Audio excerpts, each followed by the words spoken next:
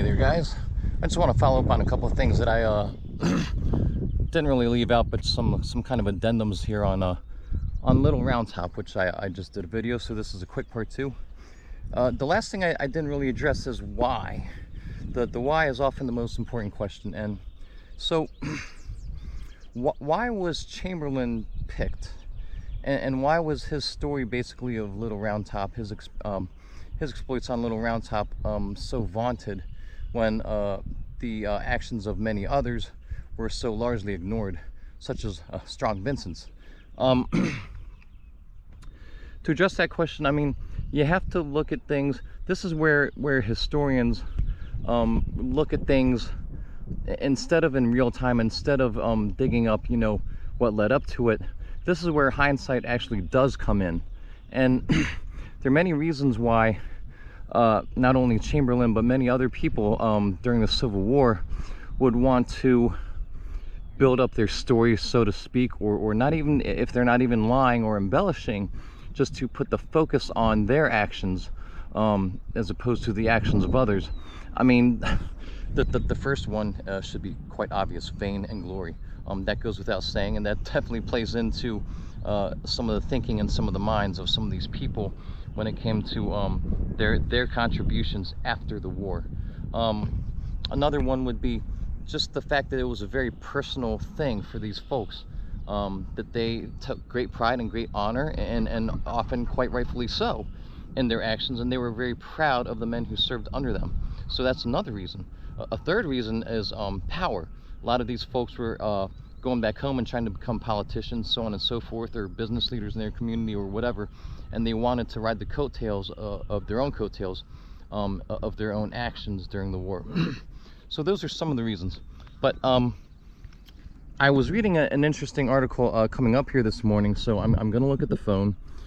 It was written by, now, it's interesting. This was an article written by, I don't want to just solely call him a journalist. He may have written some books on this stuff. He's definitely versed. He's read his James McPherson and his Bruce Catton and all that stuff, you know, and I've got some of those books too. But this guy's name is Martin Pengelly, and he was writing an article for The Guardian in 2013. And I just want to read a couple passages from this article because they're really good and kind of are summing up what I've been getting at. Oh, where is it? Hang on just a sec. Where is it? Oh, it's way back there. Hang on just a sec. Oh, I'm way past it. He says, I needed Chamberlain, personally speaking, I needed Chamberlain to be something greater. I wanted to see Chamberlain's war as a good war, fought solely to end slavery, and that's a point that I've hit already, and I'm going to hit again some more in a video that I've already taped. But I needed this to be a good war, fought solely to end slavery, and Chamberlain thus as the ultimate good soldier in a good war, an educated man fighting for equality. So that's the first passage, and that's what a lot of people want to see about this war, and that is, again, as I've pointed out, incorrect. It's just incorrect. It's an incorrect way to see this war, and that's not what this war was solely fought about. It was a part of this war. It was by far the end-all be-all of the Civil War. There's one more passage. Let's see if I can get to it quickly.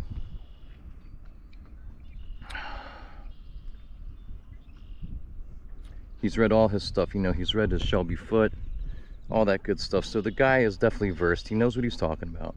He's not just some random journo for a paper. Gee.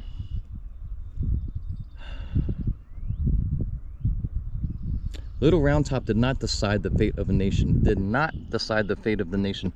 Nor did the War of Gettysburg, for that matter. And I'm not going to expand upon that, but you can take it or leave it. Little Round Top did not decide the fate of a nation. It was not a victory for equality, light and good. It was a horrible little fight and a large battle, which was part of a vast, bloody, and appalling war that we would do well to remember primarily that way. Had the Union soldiers lost it, then here's the important part. Had the Union soldiers lost it, the Confederates would not necessarily have won all else. And they wouldn't have, because they had the numbers, they had the technology, they had the manpower, okay? Period. the Confederates would not necessarily have won all else. After the Union won it, the Confederacy would not necessarily lost all else. After it, the war continued for 2 years. Very, very good points for folks to think about. Now, I'll mention one more thing. Getting back to Culp's Hill, the whole Culp's Hill versus Little Round Top part. You know, there are good arguments to go both ways, but if you look over here back at Little Round Top, you know, I'm not going to go all the way back over there, and there's a huge group on the top of the hill. Maybe you can see them, but this was, of course, the far left flank of the Union, and for good reason. Past the Devil's Den, you can hardly see anything but Little Round Top. Now, going over to Little Round Top here, you know, all you can basically see is the space to your left, which would include this area between the Devil's Den, the slaughter pen, and going a bit further down the road and to the left, from the vantage point of Little Round Top, you have a pretty good view of the Wheatfield and of the peach orchard, but that's about it. As far as the rest of the battlefield, it's blocked by that thing in the middle, which is Cemetery Ridge.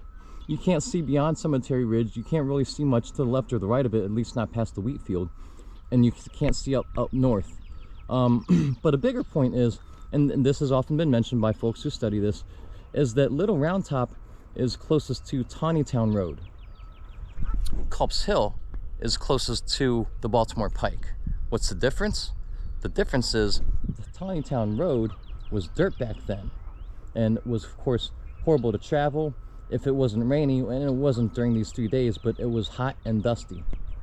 The Baltimore Pike was covered in, well, not gravel, crushed limestone, but it was quote-unquote paved, so much easier to travel on, much easier to get troops up and down quicker, and much easier for wagons and so on and so forth to carry goods, supplies, arms, ammunition, and so forth.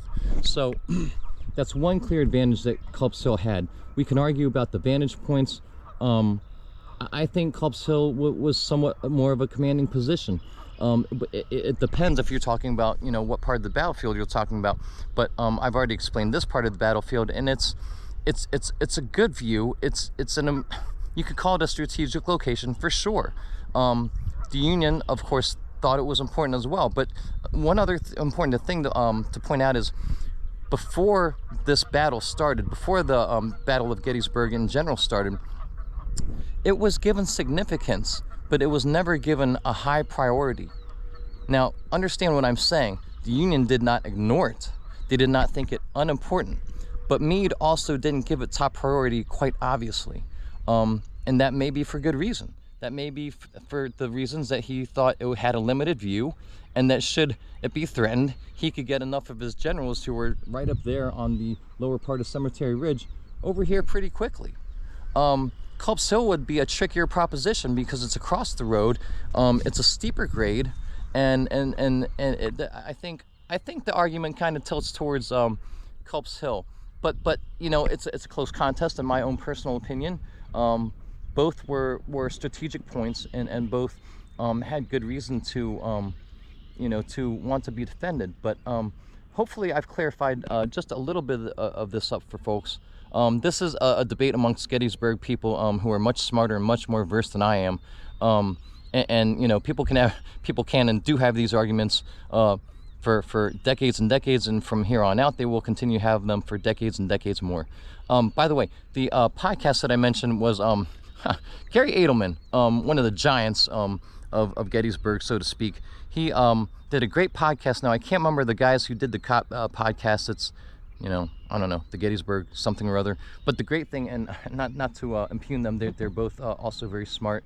Have probably also written some books, I'm not sure. So Edelman wrote a book about this particular dilemma back in 2003. And I'm sure he's been slammed as a revisionist by some, but he should not be seen that way, because the guy knows his stuff inside and out. And his primary sources are the first-hand accounts, the battle reports. And looking afterwards, after the battle, it's interesting because, like I said, before before the Battle of Gettysburg, it was not mentioned. Little Round Top was not explicitly mentioned as a must defend at all costs point. It was mentioned a couple times as a strategic location, but that was it. After the battle, in the after action reports, it was lauded and it was mentioned as, oh yeah, it was super important and we couldn't have, you know, won the Battle of Gettysburg without it. But again, that was after the battle, and that needs to be taken into consideration. I will leave the link for the Gary Edelman interview and podcast in the notes to this video. It's about an hour long, but I highly recommend that as necessary viewing on this subject. Not the only material, but some really good material folks can watch and access easily. And it's about an hour long, so if you don't have the time to watch the whole thing at once, you can break it off in the 15 or 20 minute chunks. That's it, guys. My time has once again flown by really quickly. I will see you guys on the next one.